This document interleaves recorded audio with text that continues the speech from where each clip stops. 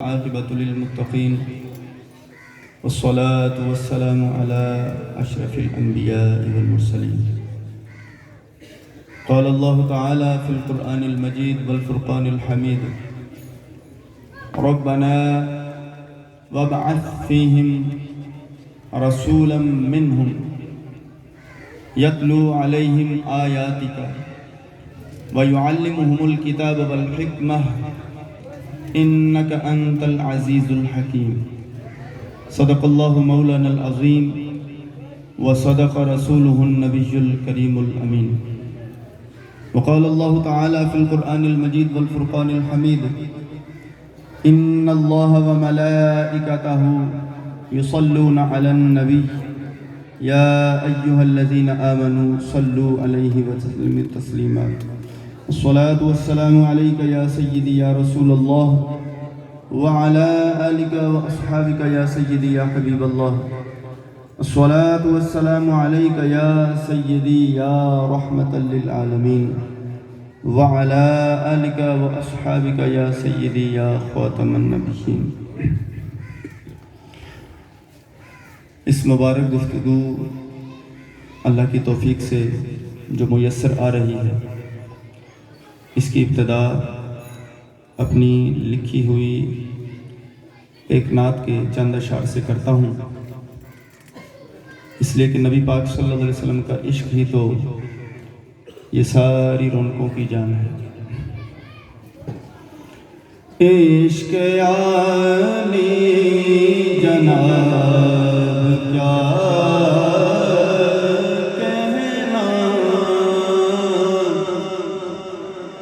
عشق علی جناب کیا کہنا، زندگی لاجواب کیا کہنا، زندگی لاجواب کیا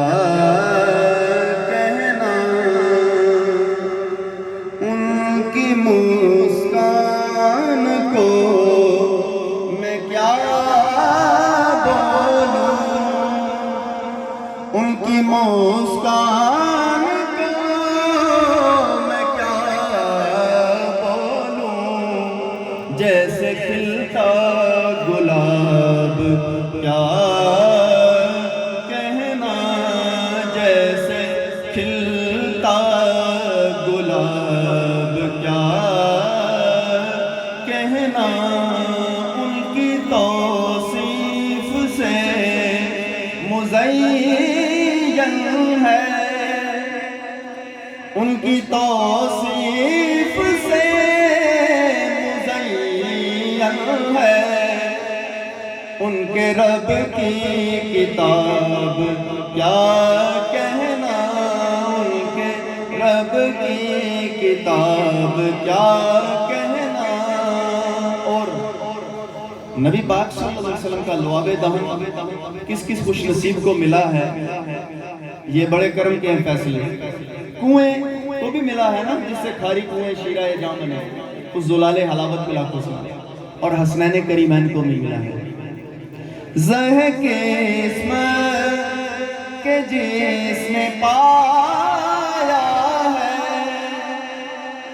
زہ کے اسمت کے جس نے پایا ہے، ان کا میٹھا لعاب کیا کہنا، ان کا میٹھا لعاب کیا کہنا، ان کے قدموں سے جو کہ چھو جائے ذرے وہ آفتاب کیا کہنا، ذرے وہ آفتاب کیا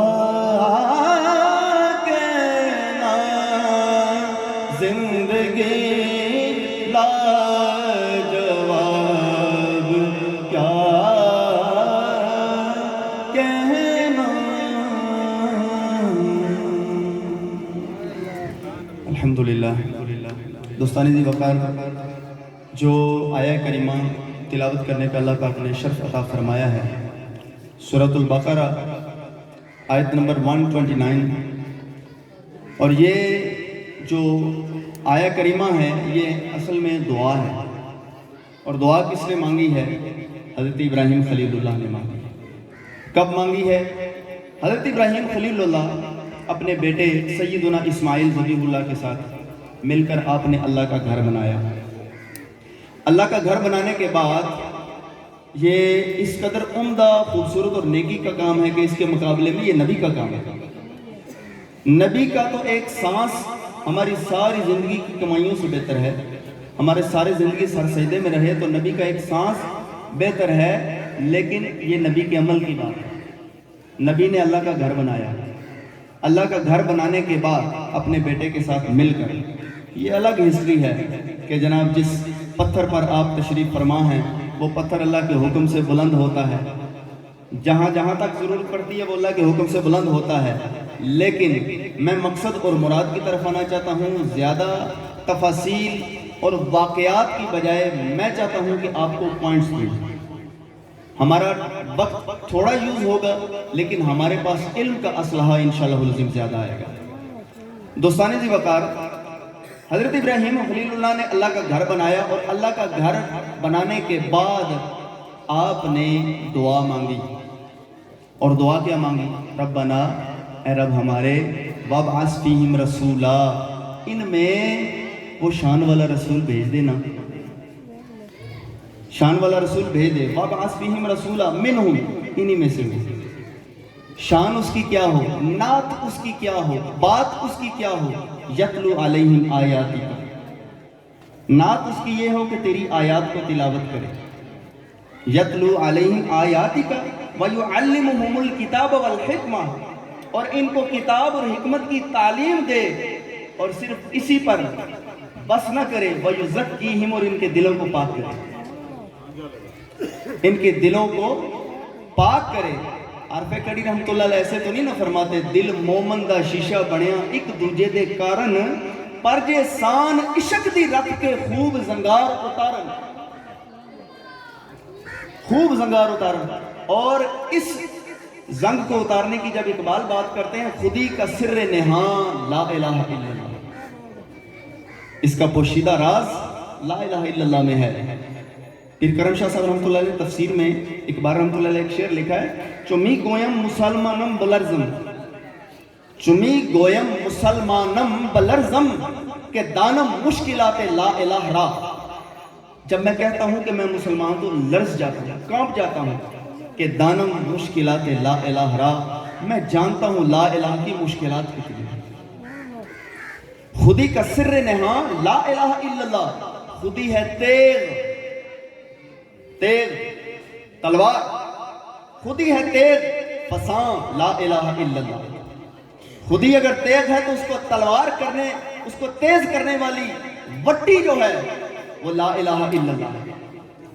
دوستان ذی وقار، حضرت ابراہیم خلیل اللہ نے جن کوالٹیز کا مالک نبی طلب کیا، انہی کوالٹیز کو لے کر وہ نبی آیا۔ لیکن یہاں میں ایک نقطے کی بات بیان کر کے آگے بڑھنا چاہتا ہوں۔ نقطے کی بات یہ ہے کہ سیدنا ابراہیم خلیل اللہ نے نیکی کا کام کیا، نیکی کا کام کرنے کے بعد دعا کرنا کس کی سنت ہے؟ حضرت ابراہیم کی، حضرت ابراہیم خلیل اللہ کی سنت ہے۔ آپ نے نیکی کا کام کیا اور اعلیٰ ترین نیکی کا کام کیا، کرنے کے بعد آپ نے اللہ سے دعا مانگی، اور دعا بھی کتنی اعلیٰ مانگی، کام بھی اعلیٰ، دعا بھی اعلیٰ۔ مجھے بتائیے، جو نماز جنازہ کے بعد دعا مانگنے سے منع کرتے ہیں، انہوں نے کہاں سے پڑھ لیا ہے کہ نماز جنازہ کے بعد دعا نہیں مانگی جا سکتی؟ کیا قرآن میں منع ہے، حدیث میں منع ہے؟ ثبوت ہم دکھاتے ہیں، ہم قرآن سے۔ اگر حدیث پڑھتے ہیں تو جن کا ایمان ضعیف ہے وہ کہتے ہیں حدیث ضعیف ہے۔ تو آؤ ذرا قرآن کے مقابلے میں کھڑے ہوں، نہیں کھڑے ہو سکیں گے، اس لیے مہربانی یہ ہے قرآن کے مقابلے میں کھڑے ہونے کی بجائے قرآن کے ساتھ کھڑے ہو جائیں۔ دوستانی ذی وقار، اب قرآن کریم نے یہ ہمیں پیٹرن دیا ہے۔ کیا پیٹرن دیا ہے؟ کہ نبی نے نیکی کا کام کرنے کے بعد اللہ سے دعا مانگی، مجھے بتاؤ نماز جنازہ نیکی کا کام ہے؟ اللہ اکبر، نیکی کا کام ہے۔ اور اس کے بعد جو دعا مانگتے ہیں کوئی برائی کا کام تو نہیں ہے۔ اچھا اللہ سے پوچھ لیتے ہیں، میرے مولا وہاں سے تو منع کی بڑی باتیں ہوتی ہیں، میرے مولا تو ہی بتا دینا، تجھ سے بڑا توحید کا پہنچانے والا کوئی نہیں ہے، تو نے کتاب توحید نازل فرما کے بڑے مسئلے حل فرما دیے، تو ہی بتا دے۔ تو اللہ فرماتا ہے اذا سألک عبادی عنی فإنی قریب، بندے میرے بارے میں پوچھتے ہیں، سوال کرتے ہیں، اچھا سوال کرتے ہیں تو میرے محبوب ان سے کہہ دو فإنی قریب، میں دور نہیں ہوں، قریب ہوں۔ کتنا قریب؟ نحن اقرب الیہ من حبل الورید، قریب ہوں، اس لیے اجیب دعوت الداعی اذا دعان، اذا کی وسط کو سمجھئے، اذا مطلق ہے، مقید نہیں ہے۔ اجیب دعوت الداعی اذا دعان، بندہ اذا جب جب جب جب پکارے گا میں اس وقت بھی اس کی پکار کا جواب دوں گا، صرف جواب نہیں دوں گا، قبول بھی کروں گا۔ اس جب کے لطف کو سمجھے، اس جب کے لطف اور اس کی پنہائیوں کو اگر آپ سمجھ لیں گے تو آپ کو پتہ چل جائے گا کہ اس جب نے یہ بتایا ہے کہ میں نے منع کب کیا تھا۔ تم مردہ گھر میں رکھا ہوا ہے، ہماری ایک رسم بنی ہوئی ہے، مردہ جب گھر کے اندر ہوتا ہے ہم فاتحہ کوئی نہیں کہتے، یہ رسم کی حیثیت ہے، حالانکہ دعا جو ہے وہ زندوں کے لیے بھی ہے اور اس دنیا سے جانے والوں کے لیے بھی ہے۔ مجھے بتائیے حضرت ابراہیم خلیل اللہ نے جب اللہ سے دعا مانگی ربنا اغفر لی، اے اللہ ہمیں بخش دے، تو آپ زندہ ہیں نا؟ زندگی کی حالت میں آپ اپنے بارے میں ربنا اغفر لی ولوالدی، میرے مولا میرے والدین کو بھی بخش دے، وللمؤمنین یوم یقوم الحساب، قیامت تک کہ ہر اہل ایمان کو بخش دے۔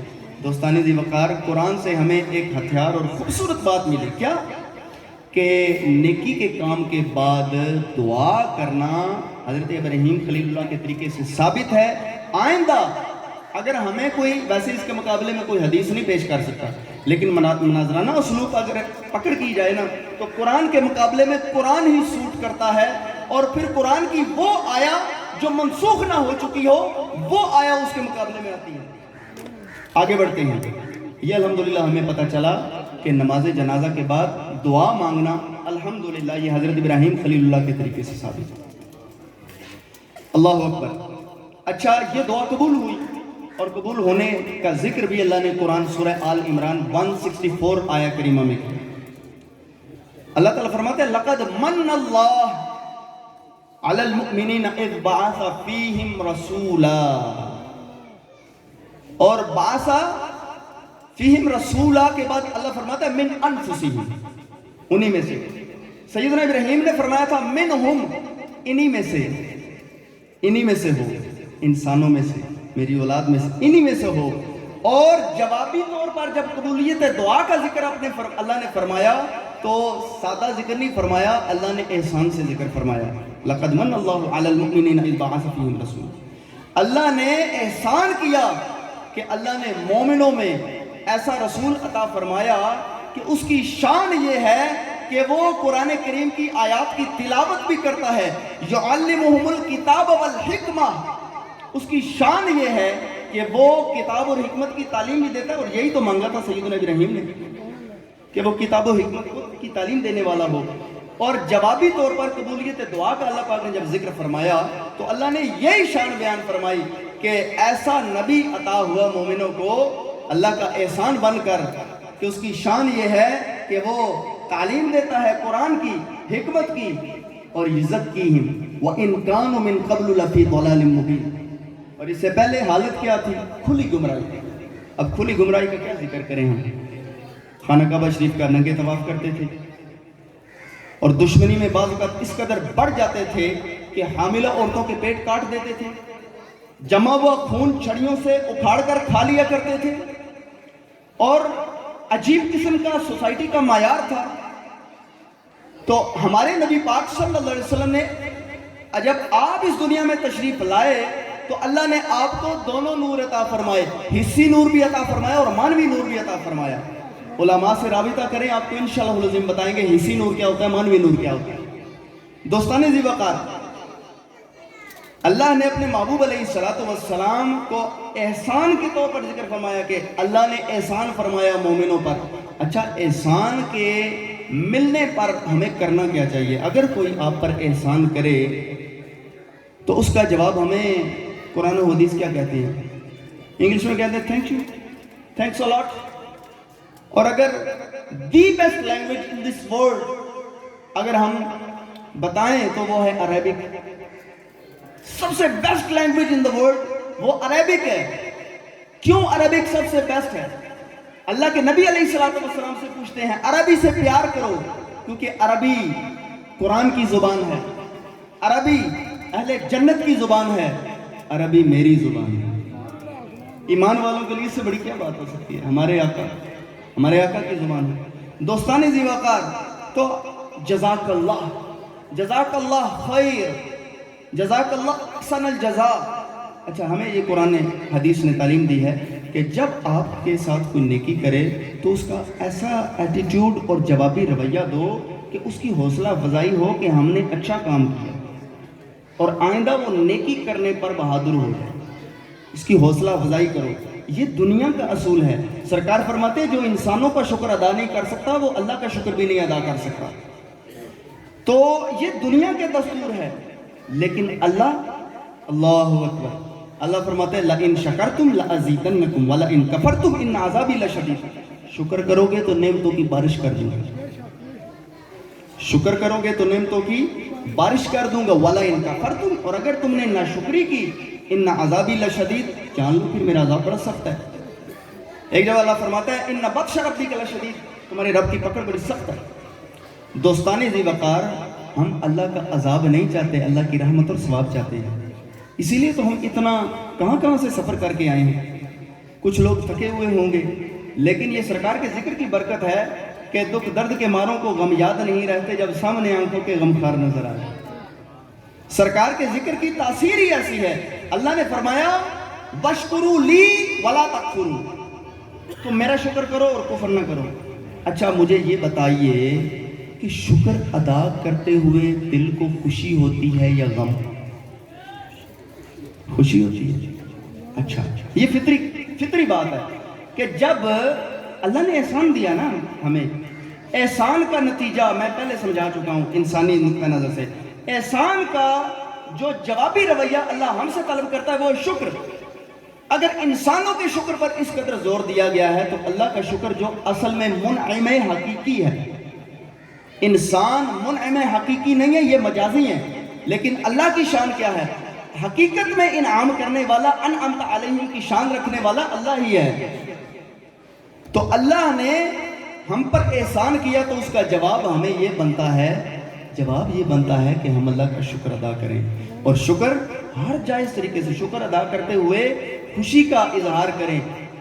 اچھا، شکر کے سے تو میں نے منطقی طور پر استدلال کیا. چلو قرآن سے پوچھ لیتے ہیں. اے قرآن تو بتا، ہمارے نبی پاک صلی اللہ علیہ وسلم اس دنیا میں آئے کس حیثیت سے آئے؟ قرآن کہتا ہے قُلْ بِفَضْلِ اللَّهِ وَبِرَحْمَتِهِ فَبِذَلِكَ فَلْيَفْرَحُوا هُوَ خَيْرٌ مِّمَّا يَجْمَعُونَ. میرے محبوب آپ بولو، بات میری ہوگی لیکن زبان آپ کی ہوگی. آپ اپنی زبان گوہر بار سے کہو، آپ اپنی اس زبان سے کہو لا ينطق عن الهوى ان هو الا وحی یوحی کی شان رکھنے والی زبان سے بولو. کیا بولو؟ بفضل اللہ، اللہ کا تمہیں فضل ملے، وبرحمتہ، اس کی رحمت ملے. تو ہانڈیاں اوندھی نہ کر لو، جلتے ہوئے چراغ بھی نہ بجھا دو، لوگوں کے سامنے منہ بسور کر مت بیٹھ رو، اپنے دروازے مت بند کر لو. لوگوں کو اپنے عمل سے بتاؤ کہ منعم حقیقی نے تم پر احسان کیا ہے. بفضل اللہ، اللہ کا فضل ملے تمہیں. وبرحمتہ، مجھے بتاؤ اللہ کے فضل گن سکتے ہیں؟ رحمتیں گن سکتے ہیں؟ قرآن سے پوچھو ان تعدوا نعمت اللہ لا تحصوها. اللہ کی نعمتوں کو ٹل لگا لو، گننا کو شروع کر دو، نہیں گن سکتے، نہیں گن سکتے. تو جب اللہ کی نعمتیں گن نہیں سکتے، فضل اللہ کے بے شمار، مجھے بتاؤ کوئی فضل اللہ کے نبی علیہ السلام کے مقابلے میں ہے؟ بولیے نا، اللہ کے نبی صلی اللہ علیہ وسلم کے مقابلے میں کوئی فضل ہے؟ اچھا، کسی کے ذہن میں یہ سوال آ سکتا ہے نہیں جی نہیں، یہ نبی پاک صلی اللہ علیہ وسلم کے مقابلے میں قرآن ہے. قرآن اللہ کا فضل بڑا ہے. دوستانی ذی وقار اس کا ہم یہ جواب دیتے ہیں کہ قرآن مخلوق نہیں ہے. قرآن مخلوق نہیں ہے، قرآن اللہ کا کلام ہے. قرآن کو مخلوق کہنے والے گزر گئے اور اس کو اللہ کا کلام کہنے والے بھی گزر گئے اور اس کی خاطر کوڑے کھانے والے بھی گزر گئے. اور ان کے جنازوں نے بتایا کہ وہ کیا لوگ تھے. امام احمد بن حنبل رحمۃ اللہ علیہ، ان کے جنازے نے بتایا کہ جنہوں نے کوشش کی تھی ذلیل کرنے کی وہ خود ذلیل ہوئے. دوستان ذی وقار اللہ کا فضل بفضل اللہ وبرحمتہ، اور اس کی رحمت ملے. فبذالک فلیفرحوا، اس پر تمہیں چاہیے کہ فرحت کا اظہار کرو. اچھا، فرحت خوشی کو کہتے ہیں، سرور بھی خوشی کو کہتے ہیں. فرحت بھی خوشی کو کہتے ہیں، سرور دل کی چھپی ہوئی خوشی کو کہتے ہیں. لیکن فرحت اس خوشی کو کہتے ہیں جو چہرے سے نمایاں ہو. گال سرخ ہیں، چال بدل گئی ہے اور چلتے ہوئے سرکار کی محبت کے نغمے الاپ رہے ہیں. یا رسول اللہ تیرے چاہنے والوں کی خیر، یا رسول اللہ تیرے چاہنے والوں کی خیر.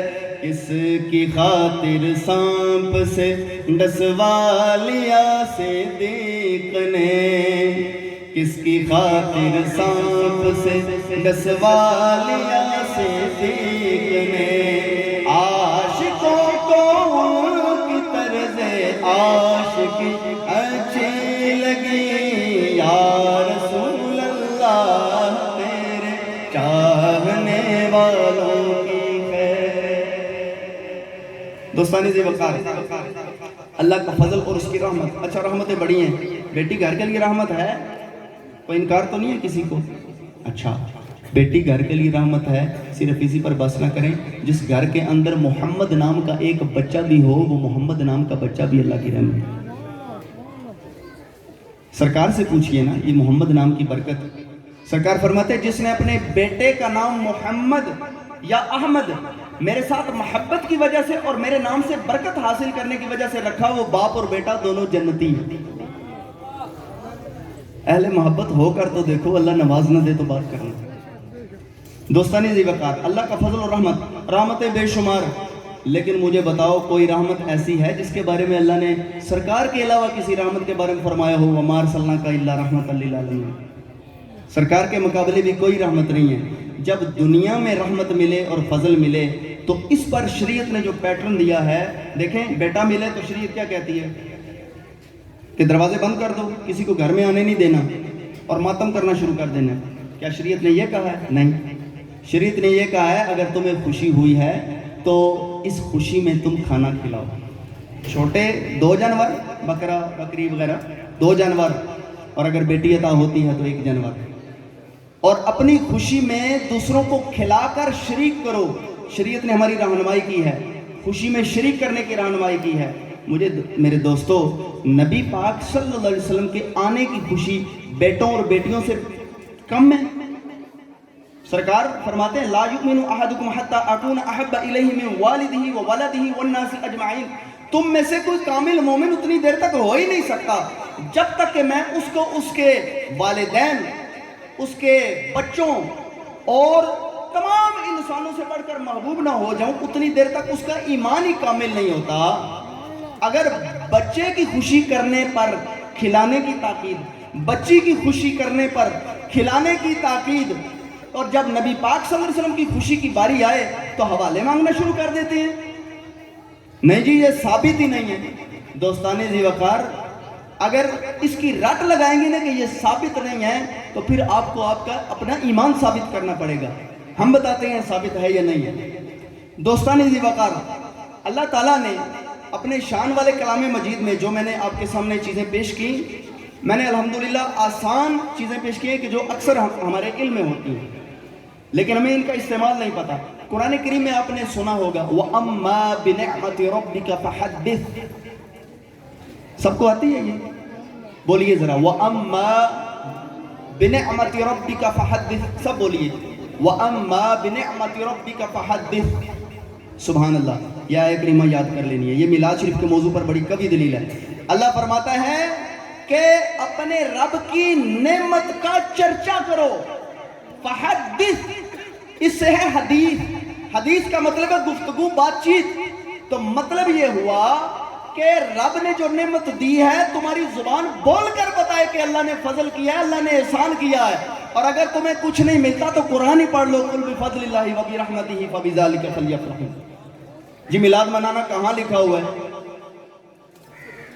دوستان ذی وقار، میلاد منانا الحمدللہ عشاق رسول کی قسمت میں لکھا ہوا ہے. عشاق رسول کی قسمت میں لکھا ہوا ہے. اچھا نہیں اس طرح ہے. صحابہ کرام، حضرت بکر صدیق رضی اللہ عنہ نے اپنا زمانہ پایا، آپ کی اپنی گورنمنٹ تھی، آپ نے میلاد نہیں کیا. حضرت عمر فاروق رضی اللہ تعالیٰ عنہ سے بڑے عاشق رسول ہو تم. حضرت عثمان غنی رضی اللہ تعالیٰ عنہ، جن کو ذوالنورین کہا جاتا ہے، دو نوروں والا. کسی بھی خوش نصیب انسان کو یہ کرم میسر نہیں آیا کہ کسی نبی کی دو بیٹیاں اس کے عقد میں آئی ہوں سوائے عثمان غنی کی. حضرت عثمان غنی رضی اللہ عنہ کا اپنا دور تھا اور بڑا طویل دور تھا، آپ نے نہیں کیا. مولا علی کا اپنا دور تھا، آپ نے نہیں کیا. مولا حسن کا اپنا دور تھا، آپ نے نہیں کیا. اور یہاں اپنے دل کو تھام کر، میں مولا علی کے مقابلے میں نہیں کہہ رہا، اگر ہم ٹکے ٹکے کے علماء کو مولا کہتے ہیں تو مجھے کہنے دیجئے مولا امیر معاویہ رضی اللہ تعالیٰ عنہ کے دور میں بھی نہیں منع کیا گیا. یہ اہل سنت کا سٹیج ہے الحمدللہ.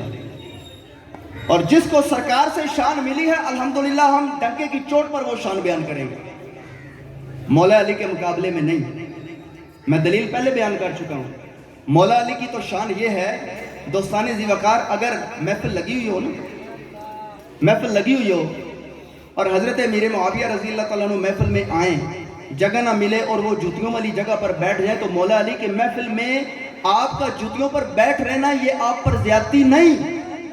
مولا علی کی اتنی اونچی شان ہے، لیکن مولا علی کی شان کبھی بھی یہ اجازت نہیں دے گی کہ مولا علی کے بیٹے نے جس کے خلاف تلوار نہیں اٹھائی، اپنی زبانوں کی تلواریں کھولیں اس کے خلاف. اور کچھ لوگوں کو ایسا عجیب قسم کا معاملہ شروع ہو جائے، جب ایک عاشق رسول نے امت کو یہ نعرہ دیا ہر صحابی نبی جنتی جنتی، اس پر تو قرآن کریم کی آیت کریمہ موجود ہے. قرآن کریم کہتا ہے کُلًّا وَعَدَ اللَّهُ الْحُسْنَى.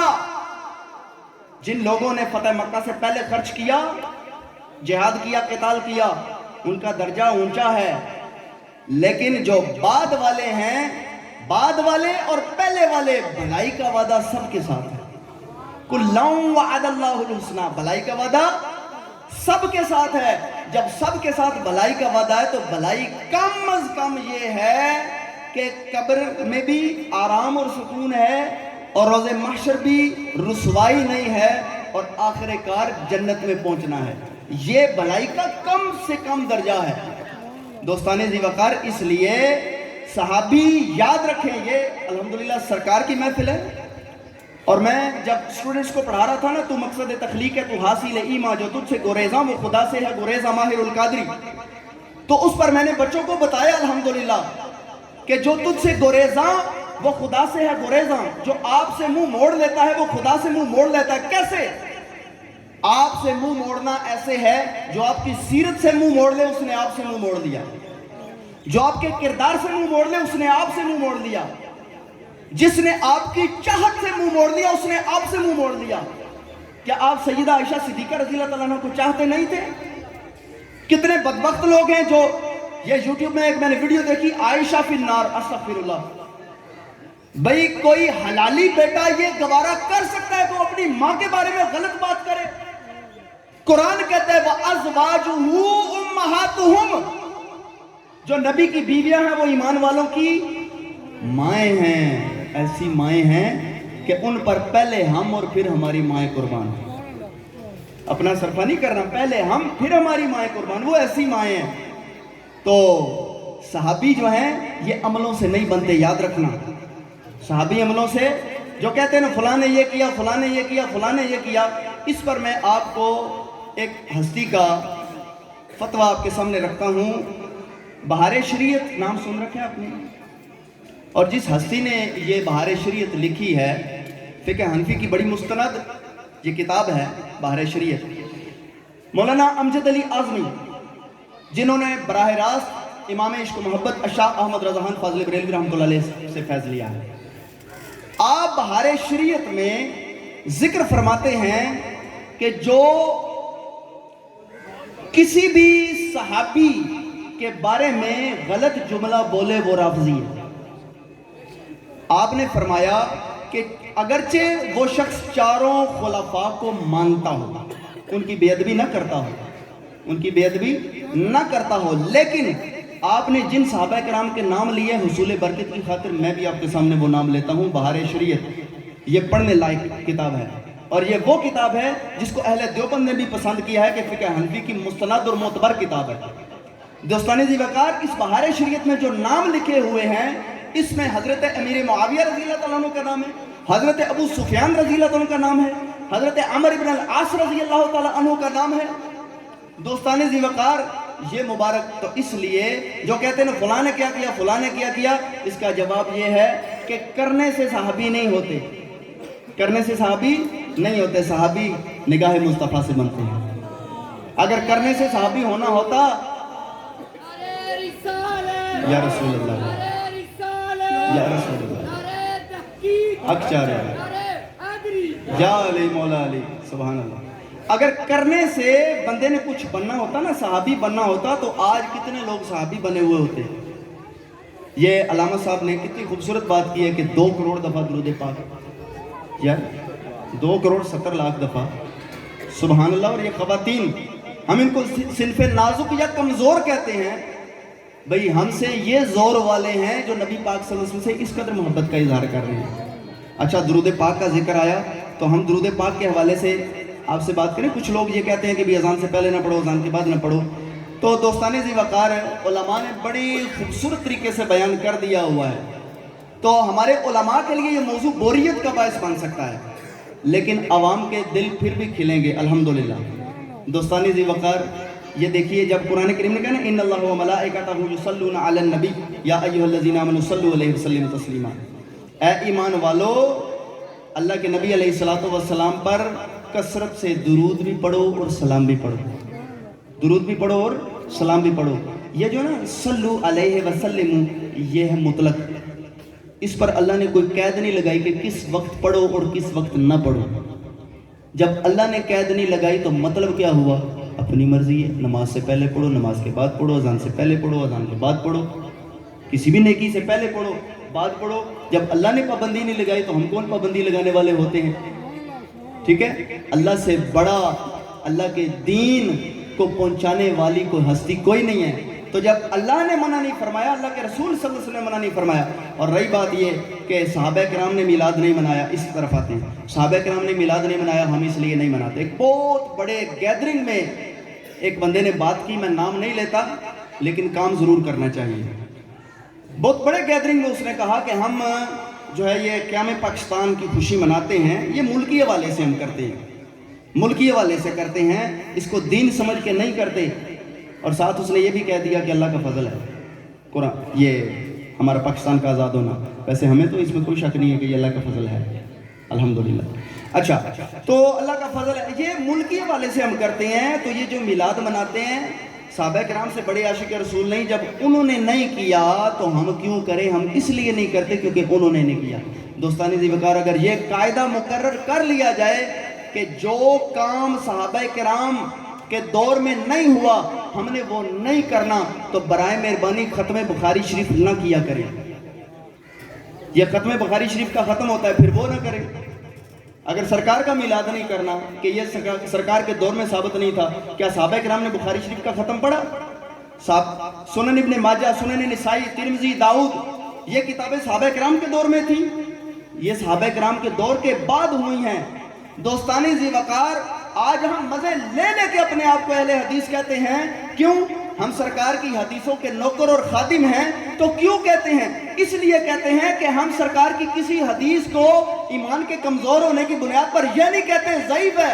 سرکار نے جو فرمایا ہماری سر آنکھوں پر، جب سرکار نے خود سوموار شریف کا روزہ رکھا، نہیں جی یہ انہوں نے ایجاد کر لیا، سرکار نے خود سوموار شریف کا روزہ رکھا، اور سرکار سے جب پوچھا گیا نا سوموار شریف کا روزہ رکھنے کی وجہ، سرکار نے فرمایا اس دن میری ولادت ہوئی۔